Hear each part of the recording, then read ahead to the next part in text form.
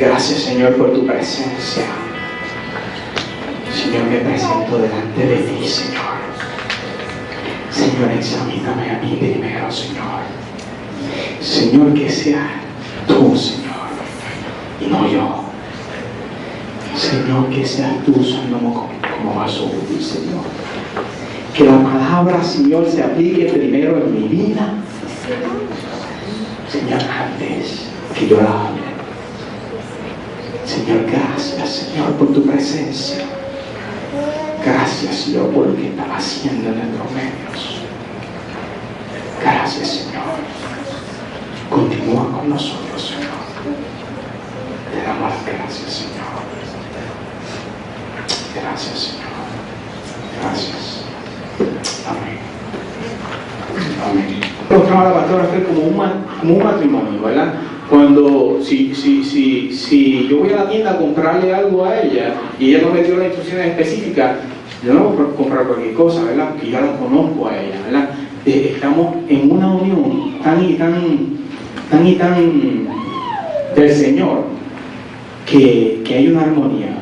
Nos conocemos, estamos en un mismo sentir, ¿verdad? Ahora mismo estábamos alabando y adorando al Señor y se podía sentir la unidad en el Espíritu, ¿verdad? Todo el mundo estaba, o sea, no estaba uno allá mirando en su PlayStation, no estaban otros pensando en la habichuela que se están quemando allá, las dejaron en el horno, o el pernil que dejaron en el horno, o que tengo hambre, ¿verdad? Todo el mundo está en un mismo espíritu, ¿verdad?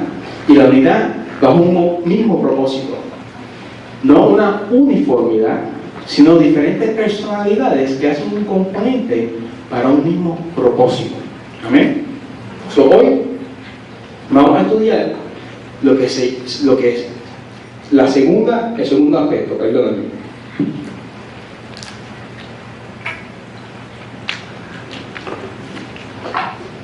La humildad.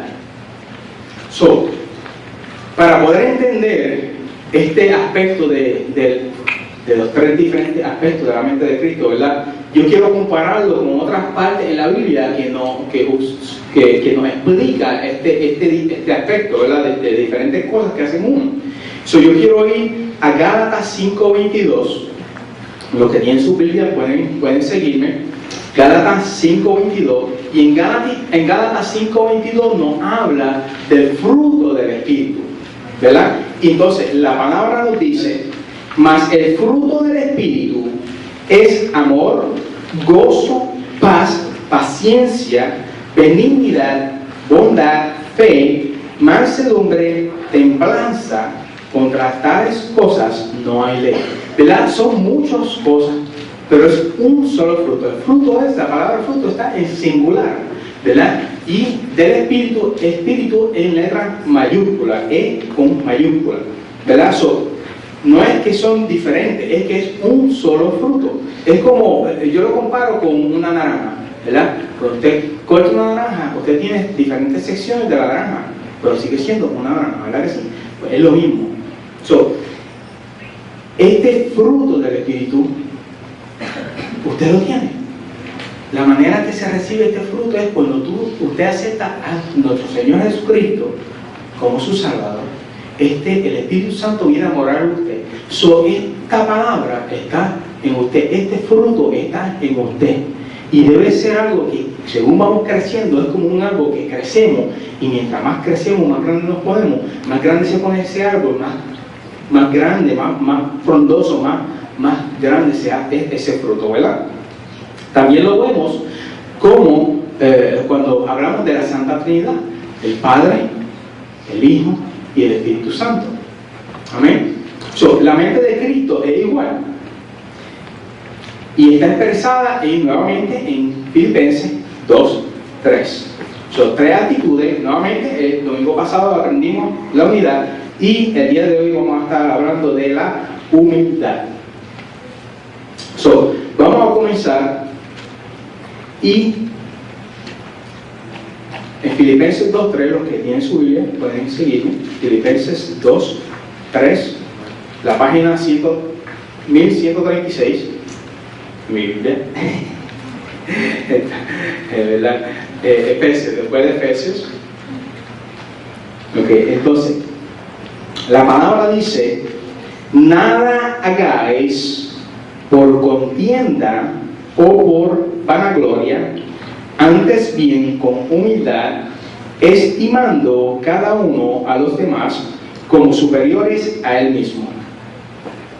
A mí me gusta la versión en inglés, porque la versión en inglés se refiere a humildad como, lo voy a leer, dice: let nothing be done through selfish ambition or conceit, but in lowliness of mind. ¿Ves? Reemplaza la palabra humildad con lowliness of mind.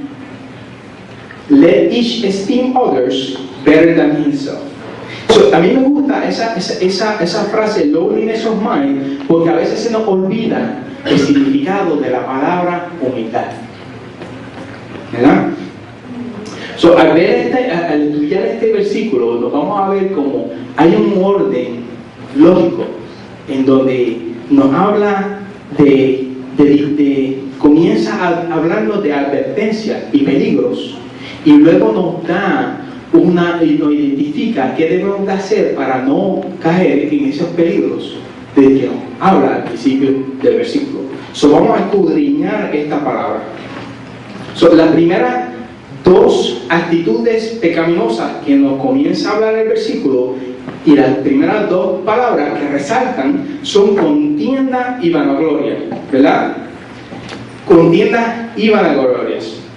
Pero antes de que llegue a la palabra contienda y vanagloria, nos damos cuenta que al principio hay una palabra que dice nada. Dice nada. Es interesante como el apóstol Pablo comienza este versículo. ¿Sabe que en la versión original, yo descubrí, preparándome para esta prédica, que en la versión original, cuando él lo escribió, la palabra nada, o la palabra que él usó, que se tradujo para nada, lo usó dos veces para enfatizar la alerta de que nada hagáis por contienda y vanagloria, ¿verdad? Cuando dice nada hagáis, si yo leyera mi versión diría: nada hagáis, no negocies, no comprometas, no expandas tus límites para acomodar absolutamente nada, rotundamente nada, de ninguna manera permitas, nada hagáis por contienda o vanagloria. ¿Sabe cuál es el pecado de Satanás? ¿El pecado de Lucifer?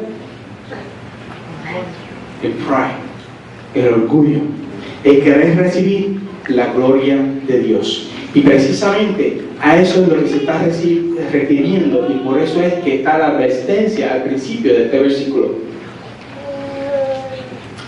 ¿Qué significa contienda? Y es interesante, y nuevamente me gusta la traducción, porque en inglés usa selfish ambition y en español se usa la palabra contienda.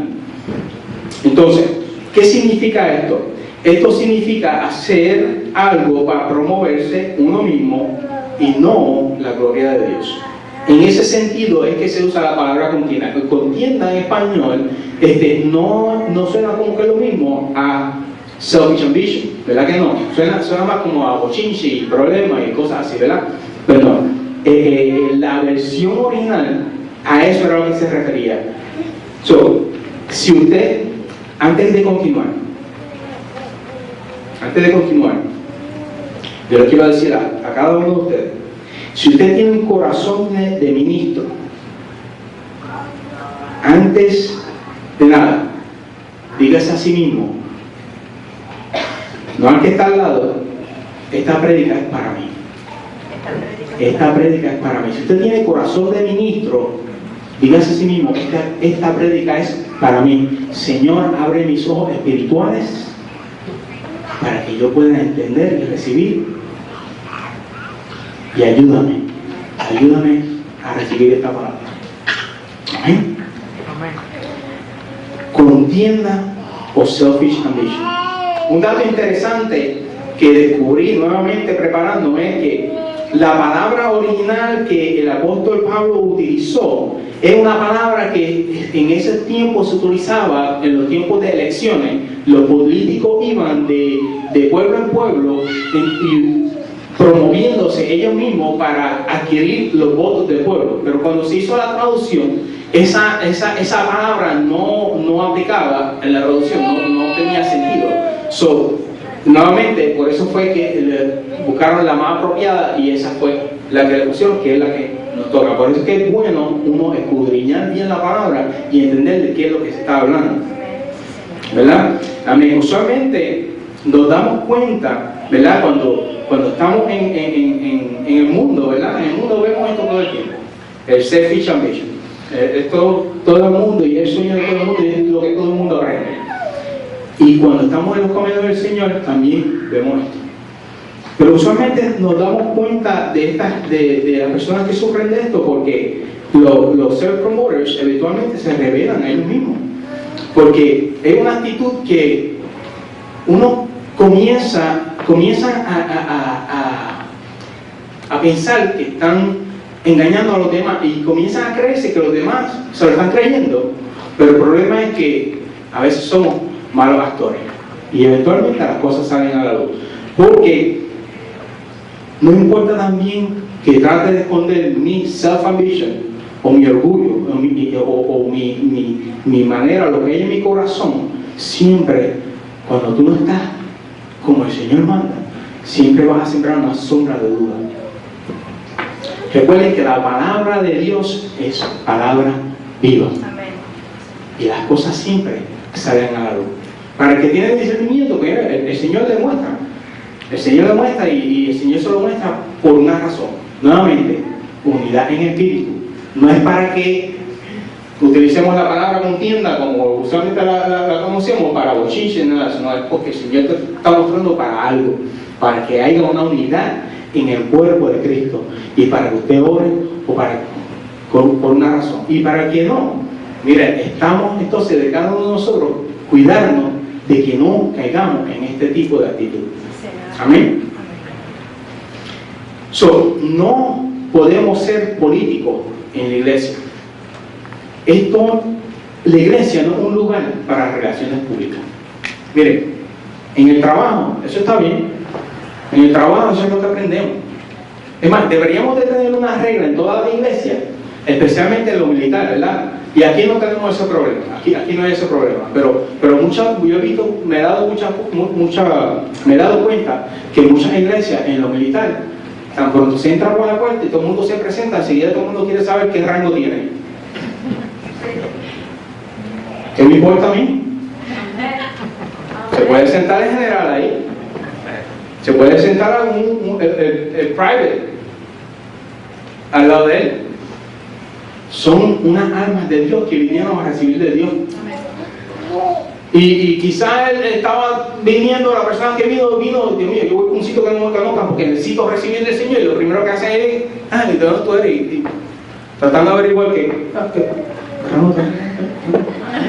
sí, yo voy, vamos.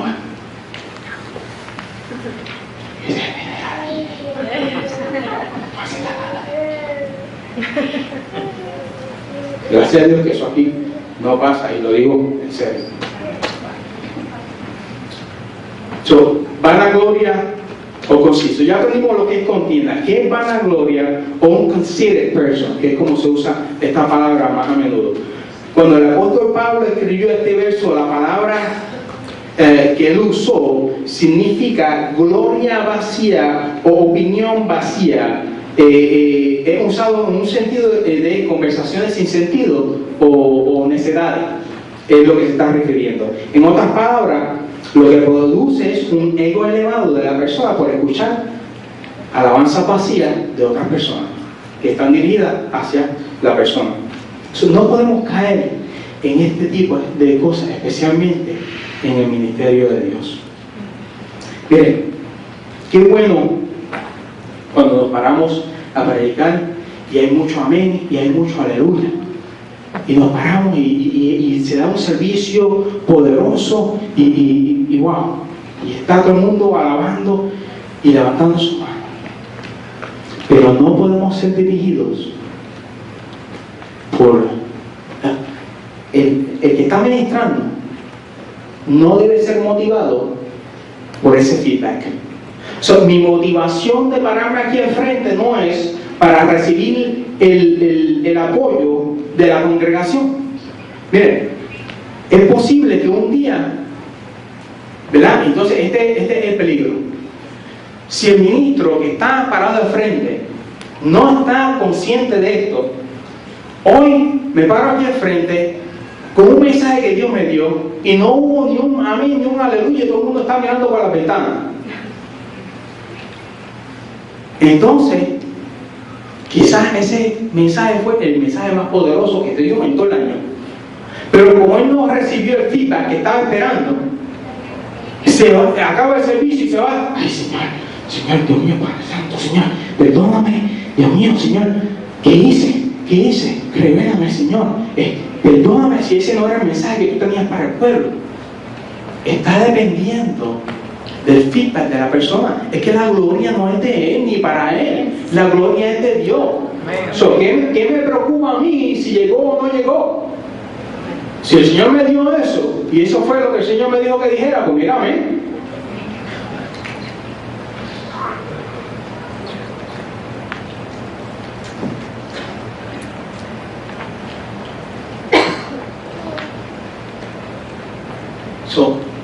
No podemos depender de si se escuchó bonito o si no se escuchó bonito.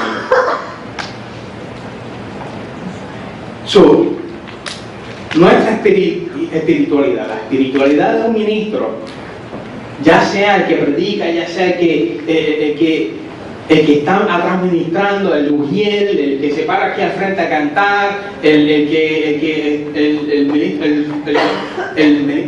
líder de los jóvenes, de los niños, la líder de las damas, de los caballeros, no importa. Si usted está trabajando para el Señor, usted es un ministro del Señor. ¿Ok? Su alimento espiritual viene del Señor. Viene del Señor, viene de la palabra del Señor. Y ese alimento viene lleno, no viene vacío. Y ese alimento que nos sostiene. Ahora, de vez en cuando, y por la misericordia del Señor, Él a veces nos deja ver las cosas que Él está haciendo en el pueblo. Mire, y sí, no le miento, sí es bueno. Y a veces el Señor en su misericordia deja ver cómo el Señor está obrando en la vida de una persona. Y a veces el Señor nos deja ver cómo las vidas están siendo impactadas. Y sí, eso levanta el ánimo. Pero yo creo que el Señor lo hace con un propósito. El Señor lo hace con un propósito, pero es en su tiempo, no en el tiempo de uno. Porque a veces también uno entra en el error de que, yo quiero verlo ya, quiero verlo en este momento. No. Nuevamente, no soy yo, es el Señor.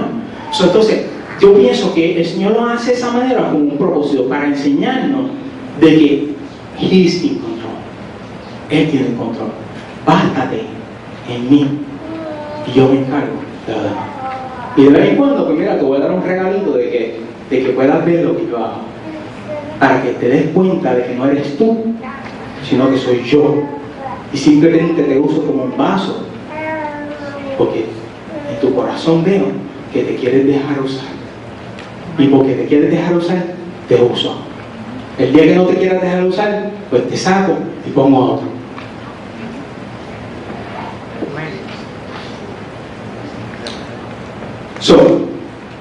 Estos son los diferentes, las dos peligros de los cuales el apóstol Pablo nos está advirtiendo al principio de este verso. Ahora vamos a ver cuáles son, qué es lo que nos dice para mantenernos a salvo. Ok, this is what you need to do. Ok, a esto es lo que te estoy llamando. Y dice, humildad.